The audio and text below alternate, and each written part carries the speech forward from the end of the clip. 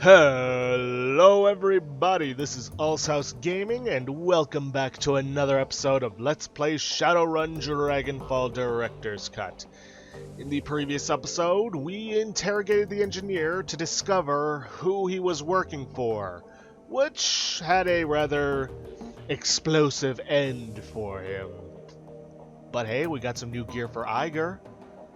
We've done all we can, so we informed the Flux State of the goings-on of a syndicate. And, well, that's about all we can do. In between episodes, I went ahead and spent my karma on improving my rifle. I've looked ahead in the game, not directly in the game, but I've looked ahead, and I don't think there's anything we really need, or if there is, we are unable to get it with the amount of karma we'll be receiving. So yeah, I'm just going to be putting it into improving my rifle skills. Also, I went ahead to the triage clinic, bought a couple of premium medkits, advanced medkits. Premium medkits aren't available to us yet, because we used up a fair number of them in Iger's mission, and a Bumona gold trauma kit. And for this episode, we are going to be tagging along with Glory to help her settle her past. But we can't be taking the U-Bahn to Feuerstelle. Instead, we must take the van. Something we have not done since, well, the very first mission. Now, we're only able to bring Glory along on this, and as a matter of fact, we have to bring Glory along on this. We have no choice in the matter. And I'm not going to be going in solo, because that would just be suicide. So, let's get moving.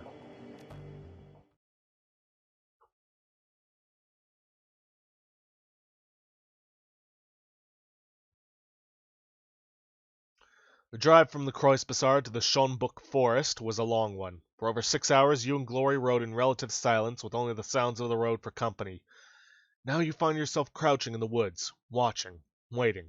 Off in the distance, the rustic exterior of the Feuerstelle looks curiously warm and inviting, but you know what's waiting inside. The anticipation churns at your guts like a living thing. Eventually, the van pulls out of the compound's driveway and rolls out along the service road before disappearing from view. Glory gives you a nod and begins to scramble forward. Harrow has left the building. It's time for you to make your way inside. Alright, one last chance to mess around with your armor, but we're not going to, so yeah. The weathered edifice of Feuerstelle looms above you, dark and sinister in the chill night air. Despite the horrifying stories that Glory told you about this place, something about it feels strangely comforting. In the back of your mind, insidious voices whisper that you could stay here forever. Do you feel it? The lure of this place? Glory gestures with a limb of chrome and steel. When I was a kid, when I was whole, this place was irresistible. Yeah, I feel it, but that doesn't change what we have to do. No. No, it doesn't. She looks at you and your eyes are dark. When she speaks again, her voice is quiet but steady. You're going to see some terrible things in this place, Talia. Feuerstelle exists to prey on the young, and we're going to have to come face to face with that. Are you sure you're prepared for this? When you say young, how young do you mean? I need to know what we're walking into. Teenagers mostly, 16 through 18, though there is the rare exception. That's young enough to make me feel uneasy. Me too, but we're going to put an end to it, one way or another. So I'll ask you again, are you ready for this? I need an honest answer. I'm as ready as I'm gonna be. She studies your face for a moment longer, then looks away. Good. You want to compare notes? Make sure that we're both on the same page?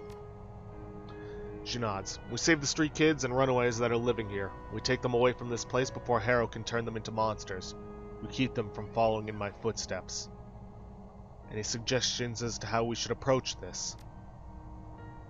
Harrow keeps a shrine in the compound. It's the key to his control over the cultists. We're going to purify the shrine and break that control. Then we're going to lead those kids out of here. Tell me more about this shrine. It's a lump of rock about as tall as I am, inscribed with runes and encrusted with bone. Its power comes from an entity that Harrow bound into the stone, something very old and very dangerous, a toxic spirit. In many ways, it is the heart of this place. The voices that you can hear, whispering in the back of your mind, those are the spirit's voices. It saps the will of anyone who sets foot on these grounds. We can't save those kids until the shrine is dealt with. They'll fight us if we try. Confront the shrine, purify the spirit, rescue the cultists. Got it. Let's move. She nods and the razors flick out of her fingertips. I'm with you. Let's do it.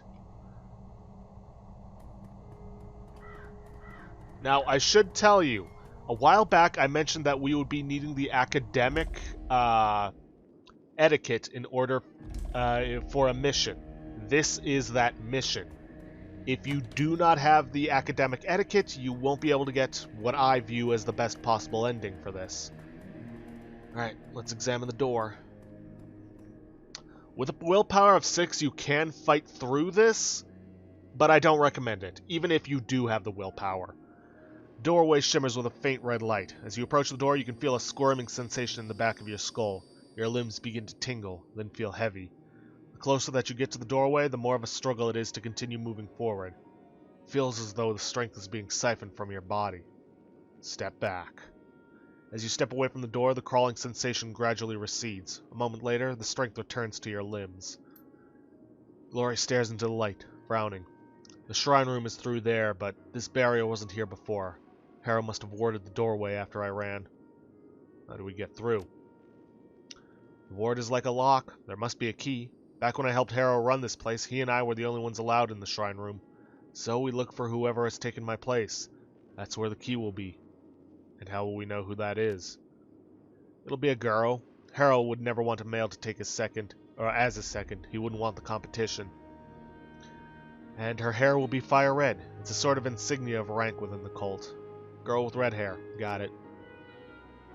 Alright, well, we are now going to start moving clockwise around the area. Starting with this room. Harrow's office. No point in interacting with the terminal, as you need a decking of 5 to hack into it. Doing so will get you pay data, Harrow's bribes. What we, however, need to do is take a look at this large book. An ostentatiously large tome sits cradled on this pedestal. The paper is robust and fibrous, and the binding has been expertly stitched. A steel plate running along the book's spine anchors it to the pedestal. Glory stares down at it, frowning. Harrow's manifesto, the handcrafted line of bullshit that he feeds to his initiates. We all ate it up with a smile and came away convinced that he was a genius. She leafs through the pages with an articulated finger. Looks like he's expanded it over the last few years. It's at least twice as thick as it was when I lived here. Maybe there's something in there that we can use. This will cause a little bit of trouble once you're finished reading it, but you need to read this.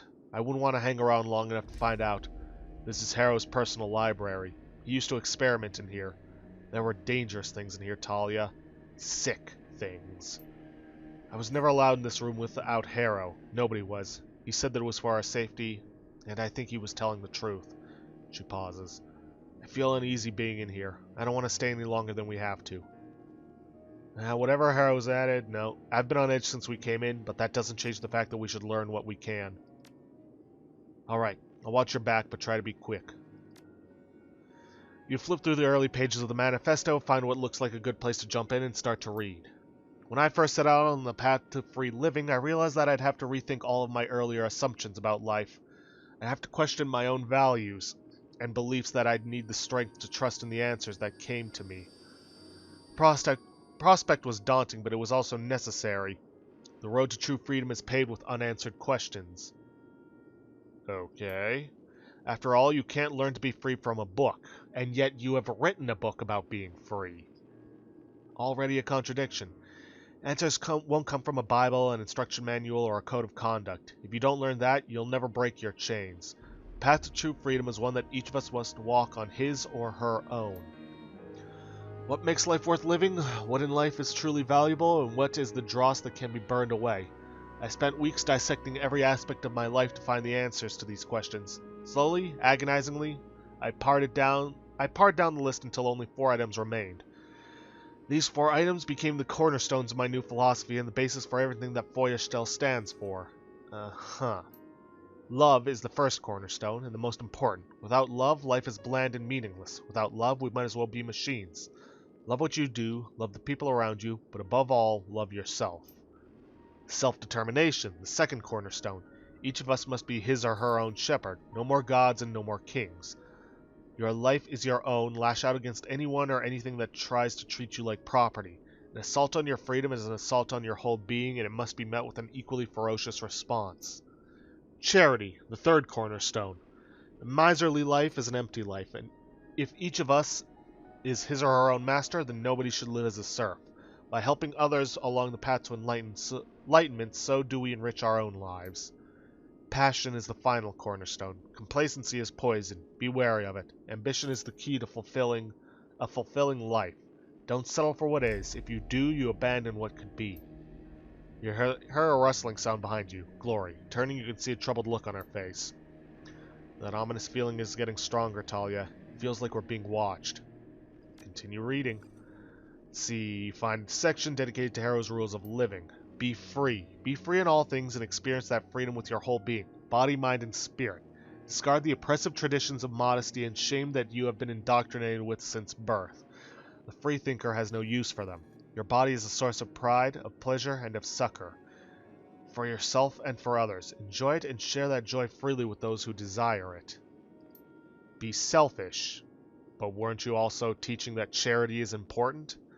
Don't enslave yourself to others at the expense of your own happiness. Take what you want and do so unashamedly. Our desires are an important part of what makes us human. Society has trained us to hide that part of ourselves from the world. But the free living person doesn't cower in the shadows. Own your desires and rejoice in them. Selflessness is ultimately dishonest, and dishonesty has no place in a free society. But selflessness is what is required for charity. Show reverence. The free living person understands that only true governance in this world is the law of nature, and that in nature there is a hierarchy. The rabbit doesn't question the wolf. The mouse does not wonder why it must run from the cat. They do because they must. Their survival depends on it. As it is in nature, so it is at Feuerstelle. Know your place in the food chain and understand the mechanisms by which you can better yourself. Which also contradicts A, be selfish, and B, self-determination. You leaf forward and find that there are at least 20 more pages worth of rules. Each is worded vaguely enough to have multiple interpretations. You hear another rustling sound, Glory moving behind you. She stares down at the rules of living, a look of disgust on her face. This is not exactly what you need the academic etiquette for, at least I don't think so. But it's also good to have it. I'm getting the feeling that this entire thing is written in double speak. I doubt if there's a single statement in here that doesn't contradict somewhere else. She nods, a fact that Harrow and I use to our advantage. We could justify just about anything by pointing to that manifesto. If an act is forbidden in one place, it's permitted somewhere else. If an initiate ever questioned our behavior, we could claim that he just didn't understand the meaning of the book, and the other kids would look at him as the ignorant one. It's all bullshit, like I said. Clever bullshit, but bullshit all the same. Glory freezes up, her shoulders hunched and her eyes narrow. Talia, that ominous feeling. It's getting closer. There's something in the room with us. I'm sure of it. We need to get out of here, now. You keep an eye out. I have to finish this. There might be something in here that we need. The final pages of the manifesto devolve into semi-cohesive rants about anarchy, social Darwinism, free love, and the Horned God. You've seen this kind of thing before. Harrow's philosophy is collapsing under its own weight. Unfortunately, none of his cultists seem to have caught on to that fact. Done. This philosophy of Harrow's really starts to break doubt. Glory lets out a startled cry, cutting your sentence short. Out of the corner of your eye, you see her wheel to face something behind you. All at once, the room fills with a slaughterhouse smell, a smell like blood and bile and feces, the stench of an abattoir. As you turn, you catch sight of something sliding into the world. It looks like a charred man with a pair of tortured faces where its shoulders should be. The thing burns like a Roman candle, spitting white-hot sparks in a fiery plume. An oily substance runs down between its dangling legs and splatters onto the floor. And where those drips land, they burn. Talia, look out!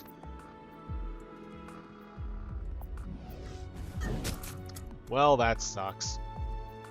Yeah, I actually had a failed recording of this earlier. Went a lot better in this fight. I mean, I still managed to kill him in one shot, but yeah, the damage. Still, it thankfully got healed off. The body of that thing that attacked you begins to dissolve at the moment of death. As you watch, its tissues break down into a growing slick of bubbling pitch and rendered fat. What the hell was that?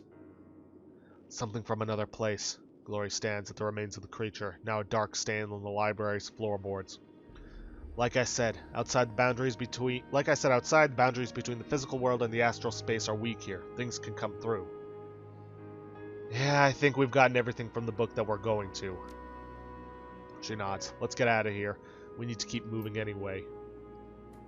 Okay. Next room is a kitchen with a refrigerator. I would say inspect this at your own peril, but we may as well. As you open the refrigerator door, a whiff of ammonia sticks to in your nostrils. Watery light glints off the door's polished interior. The fridge is stacked full of large plastic bins, all tightly sealed and neatly labeled. It's hard to tell through the opaque plastic, but they appear to be full of meat. Inspect the containers. You pop the lid off a container to take a closer look. The first thing that hits you is the smell. The meat in here is beyond rancid. White mold frosts the sides of the bin, and it's all that you can do to keep from gagging. As you rush to put the lid back on, you recognize a familiar shape in the rotten meat. A mangled human hand. Is this what I think it is? Gloria's voice is flat. Ritual supplies. The adversary prefers them aged. Harrow teaches all of the initiates how to do it. How to harvest the meat. How to store it. How to label it. Nobody likes doing it at first, but you learn. By the end, it doesn't even bother you anymore. Oh, this is beyond effed. We need to shut this place down. Rescuing the initiates will put a dent in Harrow's operation for a while. At least they'll be safe. She turns away from you. Come on, let's keep moving.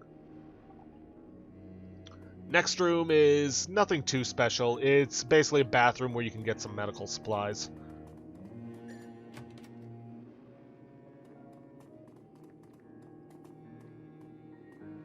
An extra advanced med kit, but I'm just going to send it to the stash. Because I have, hopefully, plenty. Nothing special in here. However, at the next door... Well, let's see. This is the Initiate's dormitory. The new arrivals are brought here. There's still hope for these kids, Talia. Harrow hasn't had a chance to ruin them yet. Good to know. We'll try to get them out of heat. Gloria raises a hand, suddenly alert. Wait. Listen. Movement in the other room. You strain your ears to listen. The soft voices from inside the room come drifting out of a nearby vent. You hear a woman's voice. The sound is crisp and smooth and sweet, and it instantly puts you at ease. Calm now, dear. It's probably nothing. No need to worry yourself. We're so far off the beaten track we don't get a lot of visitors. Out of the corner of your eye, you can see Glory's back stiffen. She flinches as though she's been stung. Another voice, high-pitched and pleading, an adolescent boy. But what if it is someone? What if the bad people have found us? What if they followed me here and they've come to... Female voice cuts in, soft and comforting. Well then, we'll send them away. You're perfectly safe here. You have to believe that. Don't worry, dear heart. Harrow won't let anyone hurt you. Not here, in this place. Not ever again. You hear another boy's voice, this one deeper. Are you certain, Marta? Positive. Be calm, all of you. As long as you're here with us, nothing bad will ever happen to you. It's her, the girl who lured you here. She gives you a curt nod. That's right, Marta. The bait that Harrow used to draw me to this place. What do you want to do? Glory pauses, grits her teeth. Finally, she spits out an answer. If she's still here, she'll be Harrow's number one. My old position. He had his way with all of us, but he was always sweet on Marta. That means that she'll have a key to the shrine room. Maybe we can talk to her, convince her to give us the key. Maybe, but not here, and not now. Those kids in there, they'd all die for her. They already love her. That's what she does. We can't risk confronting her in that room. If the situation turns ugly, any one of us, those kids will happily eat a bullet for her, and that's not what I came here to do. You're right. We came here to save those kids, not get them killed. We'll wait until Marta leaves and follow her. Glory nods her assent. Marta's voice floats back out through the vent. Hush now, boys, and get some rest. We've got a big day tomorrow, the biggest day of your lives. You get to meet Harrow. Harrow, whatever. I promise you, after you speak with him, you'll see the world in a different way. A better way. The adolescent voice trembles out a response. All right, Marta. Have a good night. Lovely musical laugh pours through the vent. You too, dear heart. All of you. You hear the distant sound of a door sliding shut. Glory takes a deep breath, then releases it. The coast is clear. We can handle the initiates. They're just a bunch of scared kids. Without Marta there to egg them on, they won't try anything. Do not do this right away. Step away. We still need to continue exploring and gathering information.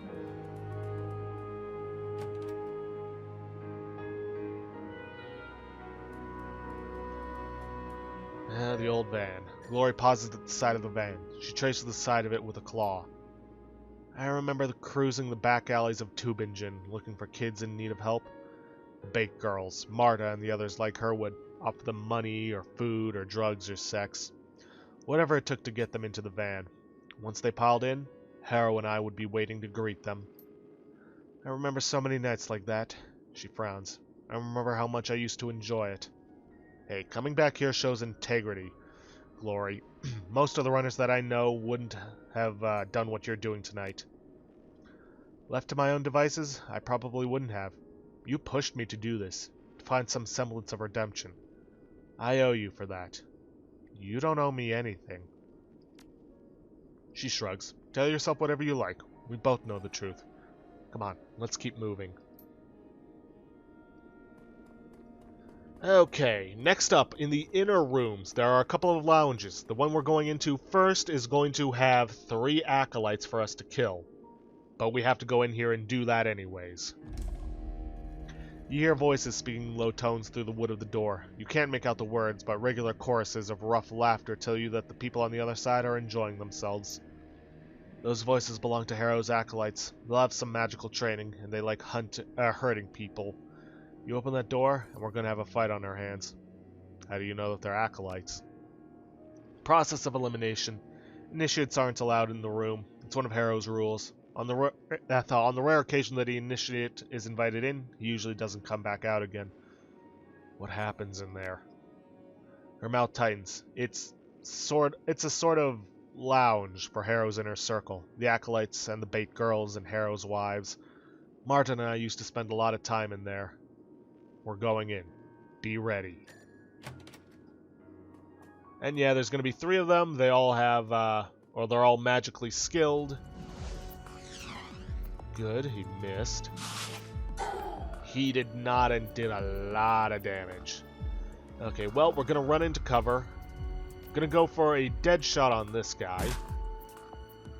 Going to have Glory, as usual, activate her adrenaline pump.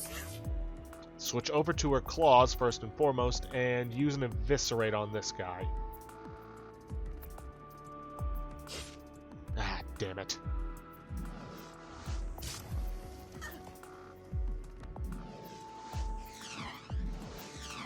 Okay, good. They both missed.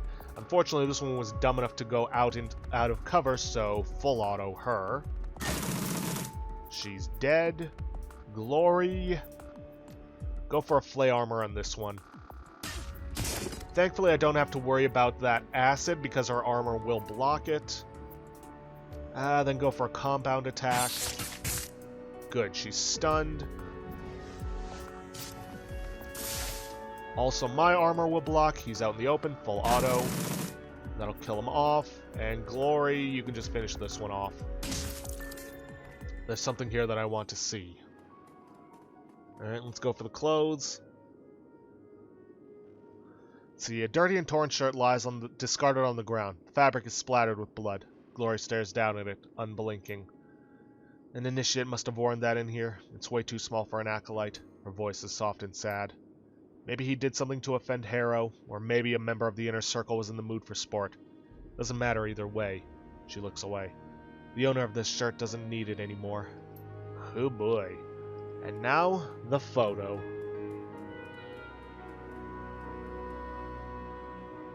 Hanging against the wall, you find a grainy photograph that has been mounted to a wooden panel. The wood looks like it was recovered from a construction site. It's rough, splintery stuff, and there are a few nails jutting out of it at odd angles. The photo depicts a pair of teenage girls in ratty clothes posing against a forested backdrop. Two are entwined in a loving embrace. One is leaning in to plant a kiss on the other's cheek. The other one is smiling. The smiling girl has a head of fire red hair. It takes a moment to realize what you're looking at. The red-haired girl is Glory. In the picture, she looks happy, vibrant, happy, and alive. You don't recognize the other girl's face, but from what Glory has told you of her past, you'd guess that it's probably Marta. Glory stares at the photo. Her face is devoid of expression. After a moment, she closes her eyes. There's a picture of you and Marta? Yes, taken during the early days, shortly after I arrived here. Harrow was holding the camera. He told us how sweet we were and how happy she was to have us here. She shakes her head. This place, these people, I loved them so much. What a goddamn fool I was. A glint of light catches something small and delicate hanging from one of the nails in the wood. Leaning in, you can see the object clearly, a thin ring made of braided silver wires. Know anything about this ring, Glory? Marta gave that to me on the day this photo was taken. She said that she made it for me. I left it behind when I left this place behind. Well, maybe Marta still has feelings for you. Stranger things have happened. She stares at you. Haven't you been paying attention? Marta never cared about me. She was bait. It was her job to lure me here. Me and 100 other kids like me. The ring doesn't mean anything. Then why did she keep it? I don't know. She stares at the ring for a long moment, then snatches it from the picture frame. She tucks it away into her satchel. It was mine, so I'm taking it. Now let's keep moving. Okay then. Well, one last room before we confront Marta.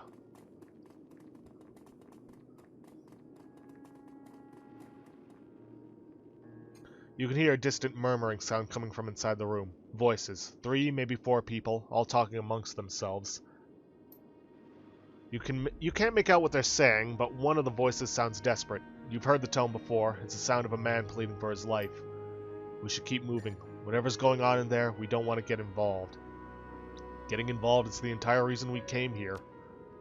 Yes, it is, but the cultists in there have been brainwashed by Harrow. Whatever they're doing in there, it isn't happening of their own accord.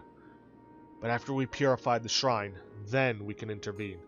But if we go in there now, they're going to attack us, and we're going to have to kill them. That's not what I came here to do. I'm not leaving without knowing what's going on in there. You strain your ears to hear what the people in the other room are saying. As you focus, the sounds crystallize and become clear. You shouldn't have come here. The tools of the government aren't welcome at Feuerstelle. You hear a soft sound. You recognize it instantly. A blade being drawn from its sheath. We have a use for people like you. Please, think about this. I have kids at home, not much younger than you. The voice is low and full of dread. I'm not here to represent any government. I'm not a threat to you. I was only doing my job. You're wearing a uniform. That makes you a tool and a pawn and our enemy. Harrow said so. I'm just a park ranger. I'm only out here to do a wildlife survey. I didn't even know that you people were out here. But now you do. And if you leave this place, others will find out. You brought this on yourself. No, please. The voice dissolves into a long, piercing scream. Sorry, Glory. We can't let this happen.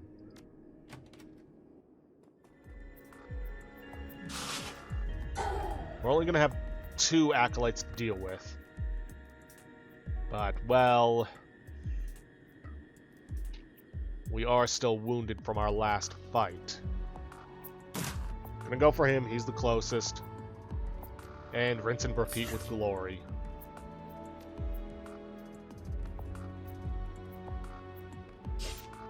Ah, damn it.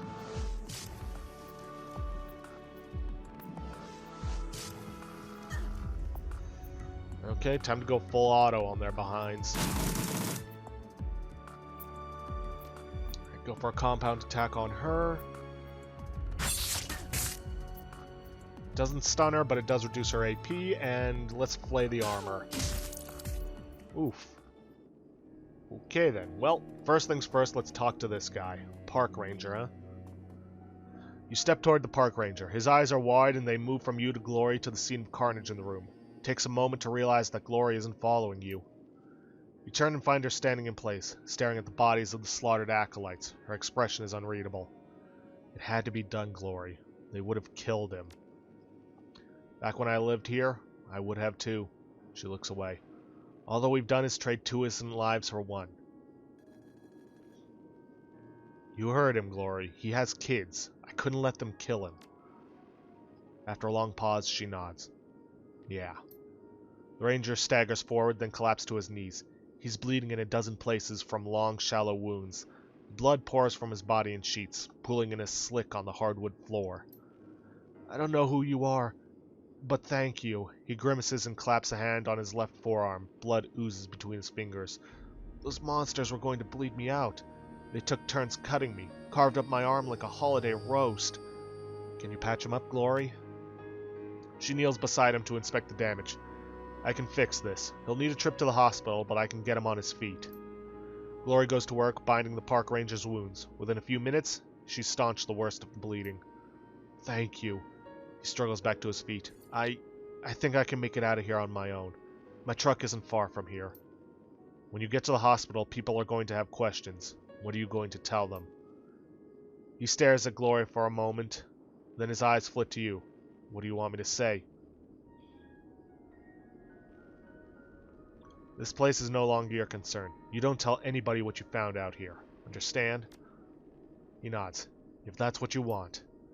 He limps a few steps forward, then looks back at Glory. I owe you my life, Fraulein. I owe you both. Glory steals another glance at the dead cultist. She looks back up at the ranger and gives him a curt nod. When they took me, they confiscated my gear. I saw them stash it behind a van in the garage before they dragged me here.